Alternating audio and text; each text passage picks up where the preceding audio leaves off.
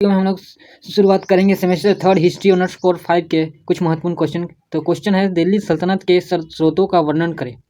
तो उत्तर है दिल्ली सल्तनत में साहित्यिक स्रोतों का बहुमूल्य इसलिए है क्योंकि मुसलमान अरबों और ईरानियों के बीच इतिहास लेखन की परंपरा अत्यंत विकसित थी।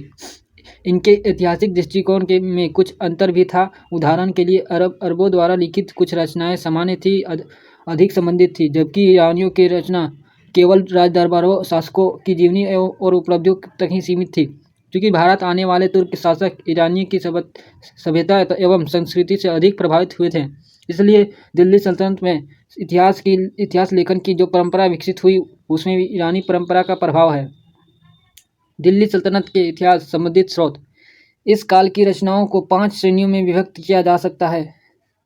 पहला है सामान्य इतिहास में से संबंधित रचनाएं। इस श्रेणी की रचनाओं में सारे विश्व अथवा कभी कभी मुस्लिम जगत के सामान्य इतिहास का वर्णन किया गया है और इस संदर्भ में भारत में मुस्लिम शासन का भी उल्लेख किया गया है। ऐसी रचनाओं में मिनहाज सिराज की रचना तबकात ए नासरी का नाम लिया जा सकता है। इस रचना में इस्लाम पूर्व विभिन्न पैगंबरों की जीवनी का वर्णन है। इसमें इस्लाम की उत्पत्ति से लेकर इल्तुतमिश द्वारा संगठित शामसी सामंतों के दल का इतिहास है।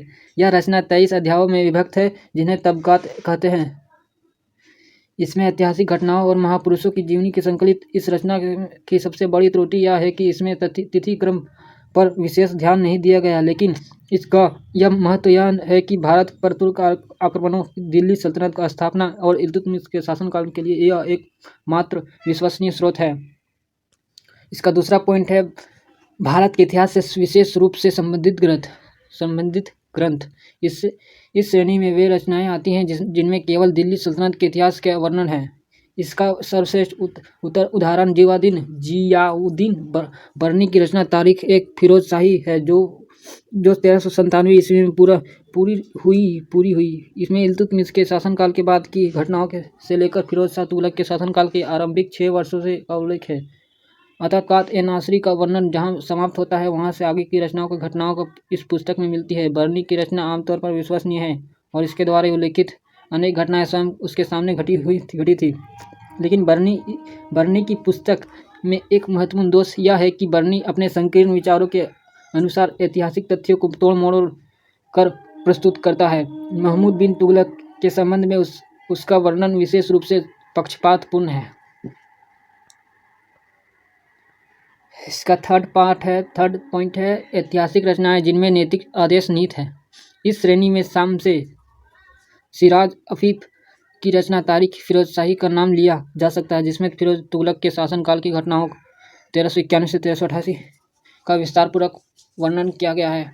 जहाँ एक और इस रचना में राजनीतिक, प्रशासनिक एवं यदाकदा सामाजिक और आर्थिक जीवन का वर्णन किया गया है, वहीं इसमें शासकों की नीतियों का औचित्य अथवा दोष भी समझाना का प्रयास किया गया है। अफ्रीका द्वारा इसमें लेखन यह है कि यह एक नई परंपरा का आरंभ था जो आगे चलकर अबुल फजल द्वारा अपने चरमोत्कर्ष पर पहुंची। चौथा पार्ट है इसका प्राणस्थितियाँ।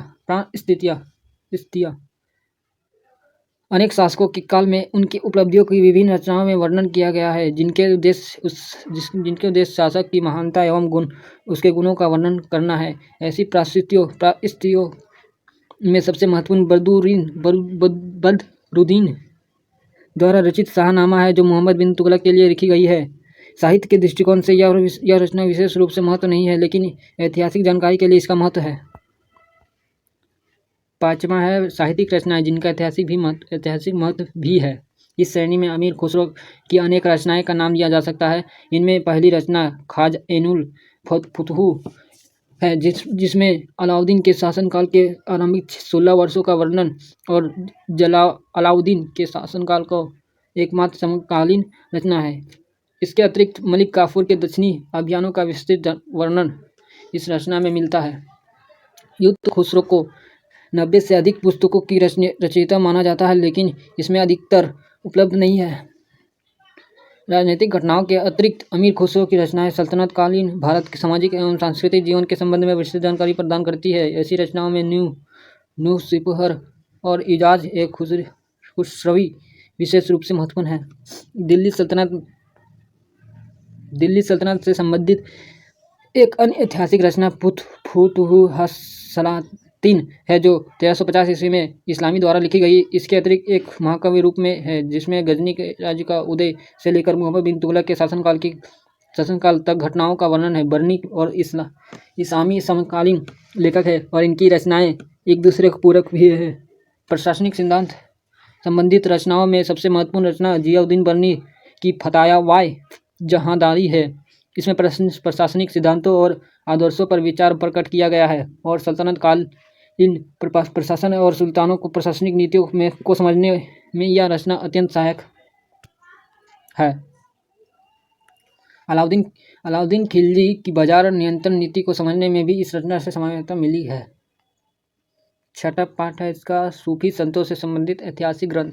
सल्तनत काल में संत चरित संबंधी ग्रंथों की रचना भी हुई। इन ग्रंथों से सूफियों के जीवन के चरित्र, सैद्धांतिक व्याख्याओं एवं धार्मिक कर्मकांडों पर विचार किया गया। शायर अमीर हसन सिज्जी के फाबदुल पुआयुद से तत्कालीन समाज पर प्रकाश पड़ता है। खैरुल मजालिस के लेखक हामिद कलंदर था सूफियों के जीवन का संबंधित संक्षिप्त लेखों में एक पुराना तज़किरा मीर खुद्र का है जिसमें चिश्ती संप्रदाय के भारतीय सूफियों के विवरण का संकलन सियारुल ओलिया नामक शीर्षक से किया था। शेख जमाली द्वारा संकलित सियारुल आरेफिन में भी उसी विषय का वर्णन है, किंतु इसमें कुछ ऐसे अतिरिक्त बारे में मिलते हैं जो अन्यथा उपलब्ध नहीं है। भारतीय सूफियों का समान इतिहास अब्दुल हक देहलवी का अखबारुल अखियारा है। मोहम्मद गौस के गुलजारे अबरार में अनेक सूफियों का विवरण है जिनके जीवन और कार्यकलाप में हमें सुल्तानों के समय की अनेक रोचम सामाजिक और राजनीतिक परिस्थितियों का ज्ञान प्राप्ति होता है। ऐसा नहीं है कि सल्तनत कालीन इतिहास के अध्ययन के लिए पुरातत्व संबंधित स्रोतों का अभाव है। इसके विपरीत इस काल के भवन अब भी सुरक्षित स्थिति में हैं।